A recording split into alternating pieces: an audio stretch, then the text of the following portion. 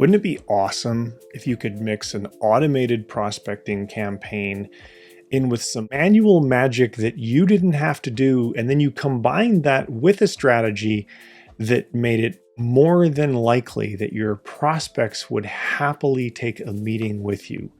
Sound like a pipe dream? Well, it's not, and that's what I'm going to cover in this video. By the way, this is an update to a previous video that I've done, and if you want to watch the previous video about my LinkedIn prospecting strategy, just click the link that's going to appear somewhere around now. All right, so let's dive into what it is that we've built, and we'll walk you through it.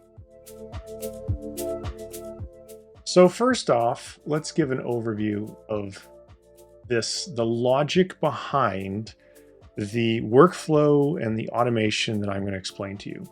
So it's called a gift card campaign. I talked about that in my previous video and the reasons why we're doing gift cards. So if you want to understand that, just watch the previous video. But it starts with sending a connection request, ideally to a C-level executive, but in my campaigns, I also target some VP level folks as well. And so one of two things is going to happen. They're going to accept your connection request, or they're not. If they do, then we're going to auto create an opportunity in your sales pipeline. And then once that's done, so that goes into the first column, connection accepted. Then I need to have, because the way these search strings are set up for the automation to work to make the connection requests, the folks don't always qualify. Sometimes their company's too small, or they have the wrong job title, or what have you. So here is where I've got documentation to have one of my virtual assistants manually review the opportunity. Now, if the opportunity is disqualified, there's an instruction in the procedure, which I'll show you in a few minutes, to just delete the opportunity.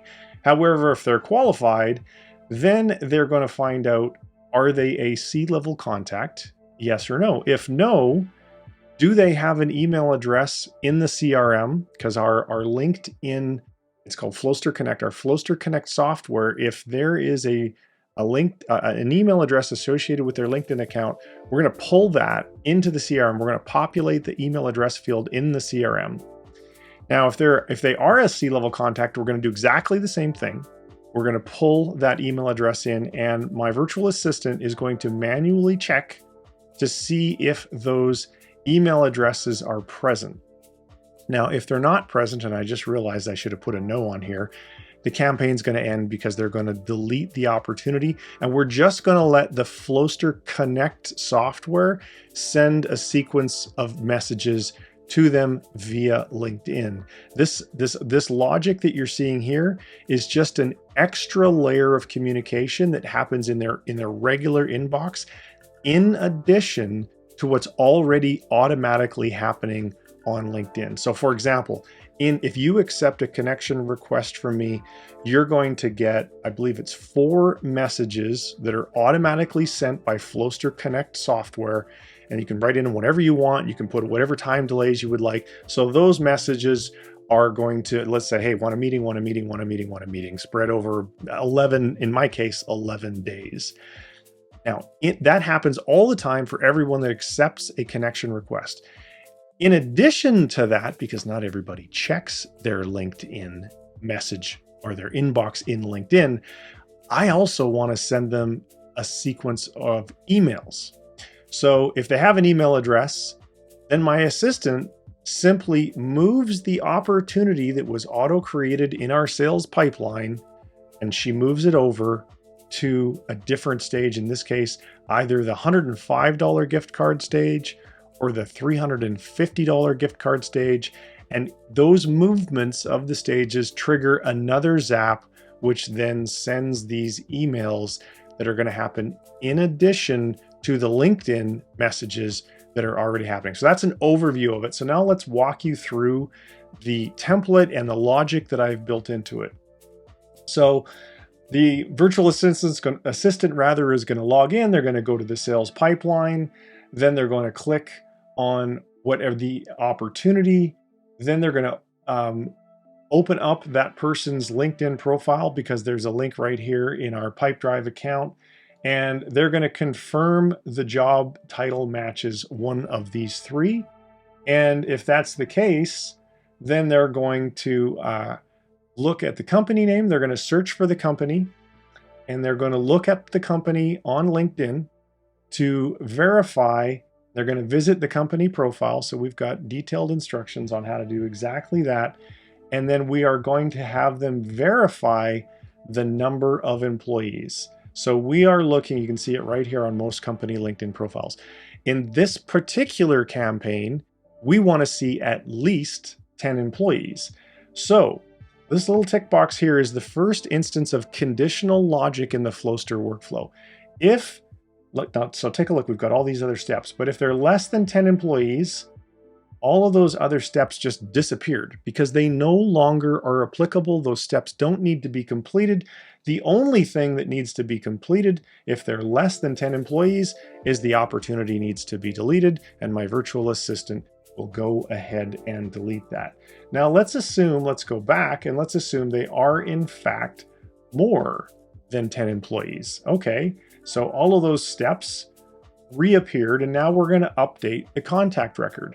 So here we're going to attempt to find if there's not an email address that was automatically pulled into Pipedrive from the Flowster Connect software that automates the whole LinkedIn connection process. If there's no email address, or even if there is, but it's oftentimes a personal email address, we're going to look their contact up in the Apollo database, and we're going to follow these steps to, I should say my VA is going to follow these steps to pull up the company and search for that particular contact.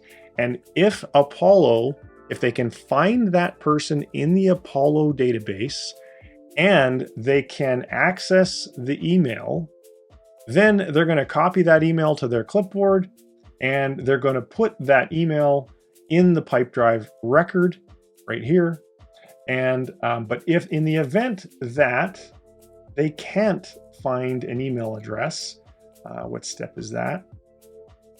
So that's here. No match was found. So if we untick no, so let's assume that they weren't able to find a match in the Apollo database. So either their whatever default email, their personal email was already in Pipedrive, or there's no email in Pipedrive and we could not find an email in Apollo. So they're going to tick this, and then several steps again that are no longer applicable. Our conditional logic feature eliminated those steps so they don't have to do them. So that means that the very next step is going to be, does Pipedrive have an email at all? And if the answer is no, then step number 20 actually gets eliminated, because now we can just let the Flowster Connect software continue the outreach. There's no need to send any additional separate emails because we don't have any email address to send it to. So now we would literally just go and delete the opportunity because we don't need to do anything manual or what have you, and the Flowster Connect software is going to run it all.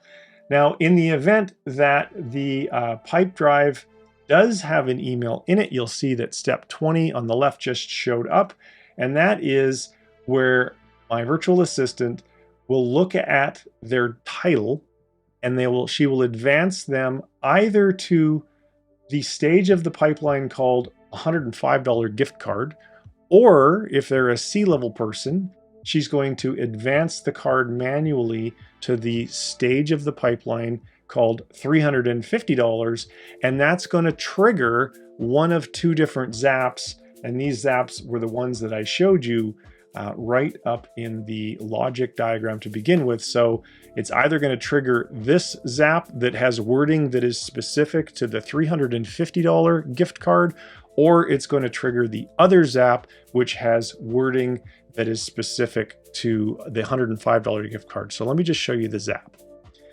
All right, so now you can see the $105 zap, and the $350 zap is exactly the same, except it's triggered by a different stage in the pipeline and it has different text in the email it's going to send. So the trigger is, hey, look up in Pipedrive. If you see an event where a deal is updated and it's updated to the 105, let me go into edit mode so you can actually see all the meat of how this zap was actually built. So it's in the trigger. So if the stage in the pipeline, remember my virtual assistant's going to look at this SOP, the procedure, the workflow, and think, oh, this is not a C-level person. Therefore, I need to drag it over to the $105 stage of the pipeline. That is going to trigger this Zap, which will then send them an email. And it could be a series of emails. Whatever you want to do for your trigger is entirely up to you. In this case, I'm just sending one additional email, but you could zap them into Flowster Automate software, into a campaign or a workflow there, and then you could send a whole bunch of emails, and you could send SMSs if you had a phone number. There's just a whole bunch of stuff that you can do.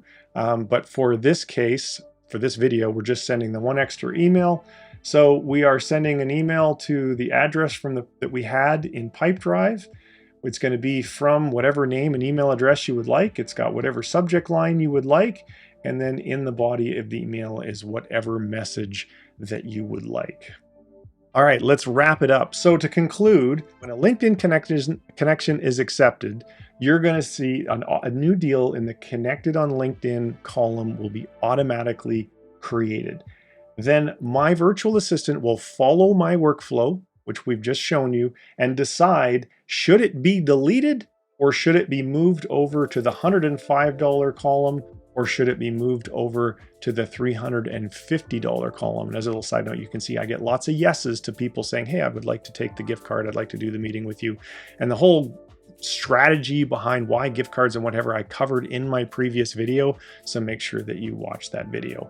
So if you found this helpful and you'd like to see additional videos like this in the future, I would love it. If you would like to get a copy of the template that I've shown in this video so that you can use it as a baseline or customize it to however you would like to do that, there will be links to that template right in the description below. If you don't yet have a Flowster account, you'll be able to use that template with one of our free accounts, or if you're already a Flowster user, you just add it into your account and you'll have yet one more template. If you subscribe to the channel and maybe can click that little bell so you get notifications of when we produce videos. If you have questions, leave them down in the comments. And I want to thank you very much for watching the video. That's it for now. Have a great day. Take care. Bye-bye.